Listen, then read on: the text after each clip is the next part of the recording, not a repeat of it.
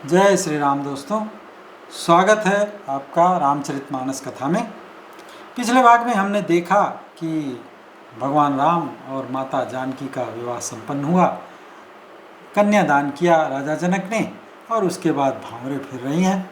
इसके बाद क्या होता है ये कहेंगे आज की कथा में। तो चलिए शुरू करते हैं आज का प्रसंग। कुंवर कुंवरी कल भांवरी देहि, नयन लाभु सब सादर लेहि। जाई न बरनि मनोहर जोरी, जो उपमा कछु कहूँ सो थोरी। वर और कन्या भगवान राम और जानकी जी सुंदर भांवरे दे रहे हैं, फेरे फिर रहे हैं और सब लोग आदर पूर्वक उन्हें देख करके नेत्रों का परम लाभ प्राप्त कर रहे हैं। और ये इतनी मनोहर जोड़ी है कि उसका वर्णन नहीं हो सकता। उसकी जो भी जितनी भी उपमा दी जाए, समानता की जाए, वो कम ही होगा।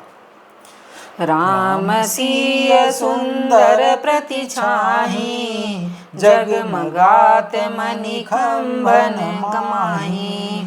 मनहु मदन रति धरि बहु रूपा, देखत राम बियाहु अनूपा।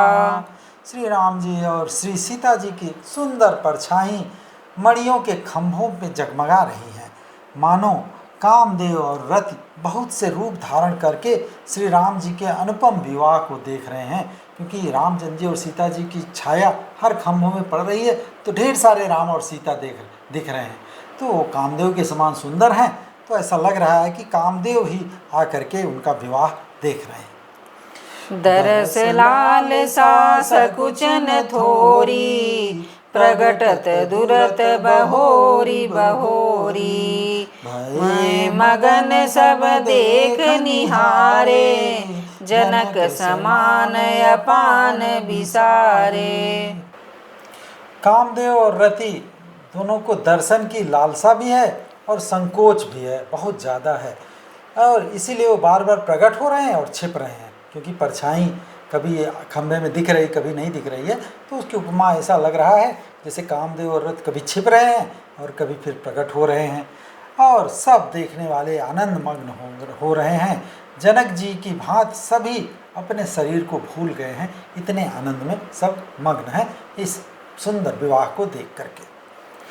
प्रमुदित मुनिन भांवरी फेरी, नेग सहित सब रीति निबेरी। राम सिय सिर सिंदूर देहि, शोभा कहीं न जाति विधि केहि। सभी मुनियों ने आनंद पूर्वक फिर भांवरे फिरवाई राम और सीता जी का, फिर नेग सहित सब रीतियों को पूरा किया, जो भी नेग चार है सब पूरा करवाए। रामचंद्र जी इसके बाद सीता जी के सिर में मांग में सिंदूर भर रहे हैं और ये शोभा इतनी है कि उसका वर्णन नहीं किया जा सकता। अरुण पराग जलजु भरिनी के, शशि भूषहि लोभ अमी के। बहुरी वशिष्ठ दीनी अनुशासन, बरु दुलहिनी बैठे एक आसन। मानो कमल को लाल पराग से अच्छी तरह भर करके अमृत के लोभ से सांप चंद्रमा को भूषित कर रहा है, ऐसा लग रहा है। जो रामचंद्र जी सीता जी के मांग में सिंदूर भर रहे हैं तो ऐसे ही लग रहा है, ऐसे उपमा कर रहे हैं। राम की श्याम भुजा है, उसको सांप मान लिया है और सीता जी के मुख को चंद्रमा की उपमा यहाँ पे दी गई है। फिर वशिष्ठ जी ने आज्ञा दी और दूल्हे और दुल्हन फिर एक आसन पर बैठे, अर्थात विवाह संपन्न होने के बाद दोनों एक साथ बैठ गए। बैठे बरासन राम जानकी, मुदित मन दरस रतु भये। तनु पुलक पुनि पुनि देखी, अपने सुकृत सुर तरु फल नए भरी भुवन रहाउ छाहु राम विवाहु भास बही कहा के ही भांति बरनी सिरात रसना एक येहु मंगल महा। जब श्री रामचंद्र जी और जानकी जी एक सुंदर श्रेष्ठ आसन पर बैठे हैं तो उन्हें देखकर दशरथ जी मन में एकदम आनंदित हो गए। अपनी सुकृत अपने जो कर्म किए हैं, सुंदर कर्म किए हैं, उस कल्प वृक्ष में नए नए फल आए देख करके उनका शरीर बार बार पुलकित हो रहा है। 14 लोकों में 14 भुवनों में उत्साह भर गया है। सब ने कहा चलो भगवान राम का विवाह हो गया। और इसका वर्णन कैसे किया जा सकता है, क्योंकि जीव तो एक ही है और इतना बड़ा मंगलमय अवसर है कि मुश्किल है, एक जीव से इसका वर्णन नहीं किया जा सकता।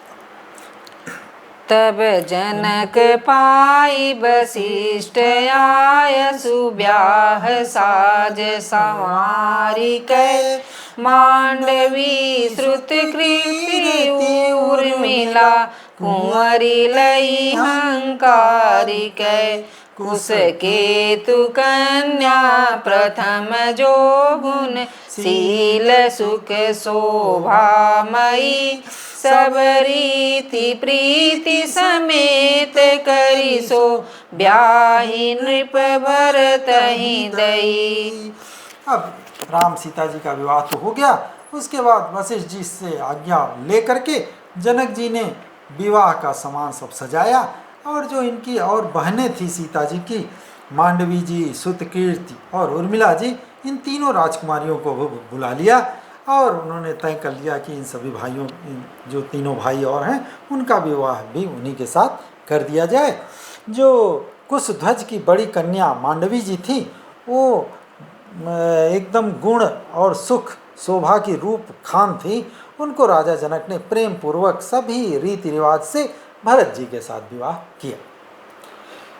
जानकी लघु भगिनी सकल सुंदरी शिरोमणि जानिके सोतनय दीनी ब्याही लखनई सकल विधि सन्मानिके जेहि नामो श्रुत कीर्ति सुलोचनी सुमुखी सब गुण आगरी सोदई रिपुसूदनहि उपति रूप शील उजागरी। फिर जानकी जी की जो छोटी बहन उर्मिला जी सब सुंदरियों में शिरोमणि समझ करके वो उससे सब प्रकार सम्मान करके लक्ष्मण जी के साथ विवाह कर दिया। और फिर जिसका नाम श्रुतकीर्ति है और जो सुंदर नेत्रों वाली, सुंदर मुख वाली, सब गुणों की खान, रूप तथा शील से एकदम भंडार हैं, उनको राजा ने शत्रुघ्न के साथ विवाह कर दिया। इस तरह से चारों भाइयों का विवाह चारों बहनों से हो गया।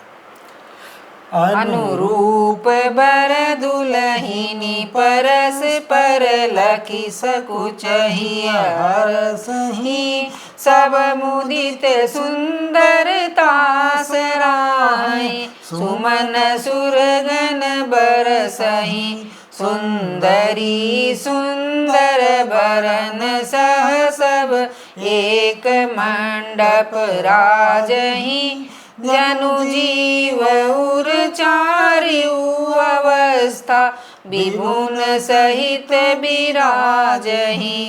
इस तरह से दुल्हे और दुल्हने परस्पर अपने अपने अनुरूप जोड़ी पा करके सकुचाते हैं, लेकिन मन ही मन हर्षित हो रही हैं। सब लोग प्रसन्न होकर उनकी सुंदरता की सराहना कर रहे हैं। देवतागण फूल बरसा रहे हैं। सब सुंदरी दुल्हनें सुंदर दूल्हों के साथ एक ही मंडप में ऐसे शोभा पा रही हैं मानो जैसे जीव के हृदय में चारों अवस्थाएं होती हैं, जागृत, स्वप्न, सुषुम्न और तुरीय। जो चारों अवस्थाएं होती हैं, ये चारों स्वामियों विश्व, तेजस, प्राज्ञ और ब्रह्म, इनके सहित वहाँ पे खुद ही विराजमान हो, ऐसा चारों जोड़ियाँ लग रही हैं। मुदित अवधपति सकल सुत बधुन समेत निहार जनु पाए महिपाल मणि क्रियन सहित फलचार। सब पुत्रों को, चारों पुत्रों को बहुओं के साथ देख करके अवध नरेश दशरथ जी ऐसे आनंदित हो रहे हैं मानो कि उन्हें जो 4 क्रियाएं होती हैं राजाओं की, जो शिरोमणि है माना जाता है, 4 क्रियाएं, यज्ञ क्रिया, श्रद्धा क्रिया, योग क्रिया और ज्ञान क्रिया, ये चारों क्रियाएं उनको, और उनके साथ साथ चारों फल, अर्थ, धर्म, काम और मोक्ष सब मिल गए हैं। 4 बेटे, 4 बहू, वो चारों जो है, चारों क्रियाएं और चारों फल के समान वो यहाँ पे वर्णन किया गया। जसी रघुबीर ब्याह विधि करनी सकल कुंवर ब्याहे तेहि करनी कहीं न जाई कछु दाइज भूरी रहा कनक मणि मंडप पूरी। श्री रामचंद्र जी के विवाह की जैसी विधि वर्णन की गई उसी रीत से सब राजकुमार विवाहे गए। जैसे राम का विवाह हुआ उसी तरह से बाकी तीनों का भी विवाह किया गया। और दहेज तो इतना मिला, इतना कि उसका वर्णन नहीं किया जा सकता। सारा मंडप सोने और मणियों से भर गया। कंबल बसन विचित्र पटोरे भांति भांति बहुमूल नथोरे गजरथ तुरग दास यरुदासी देनु अलंकृत काम दुहासी। और बहुत से कंबल, वस्त्र और भांति भांति के विचित्र रेशमी कपड़े जो थोड़े कीमत के न थे, अर्थात बहुत कम कीमत के नहीं थे, कीमती थे तथा हाथी, रथ, घोड़े, दास दासियां और गहनों से सजी हुई कामधेव सरीखी गायें, ये सब ढेर सारी सब दहेज में मिली।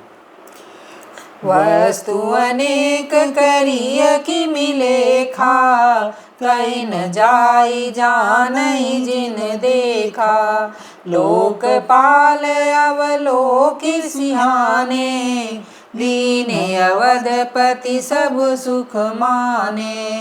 ये सब जो इतनी दहेज में चीज़ें मिली हैं उनकी गिनती कैसे की जाए, उनका वर्णन नहीं किया जा सकता। ये तो जो देखे हैं वही जान सकते हैं, वही बता सकते हैं कि कितना है, कोई गिन नहीं सकता। उन्हें देख करके लोकपाल भी सिहा गए, अर्थात लोकपाल भी सोचिए अरे इतना दहेज।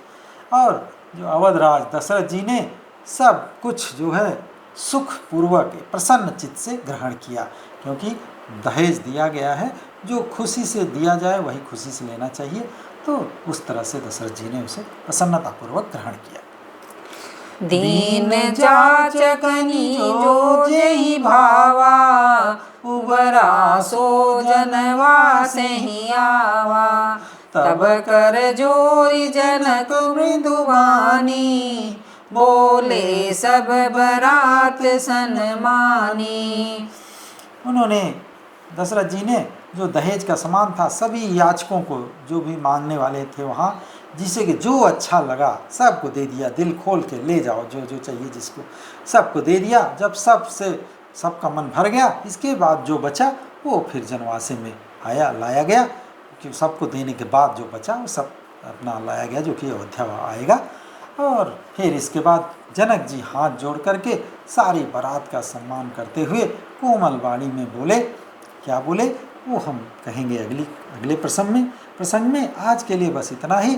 तब तक प्रेम से बोलिए सियावर रामचंद्र की जय, पवन सुत हनुमान की जय, उमापति महादेव की जय, राधावर कृष्ण चंद्र की जय।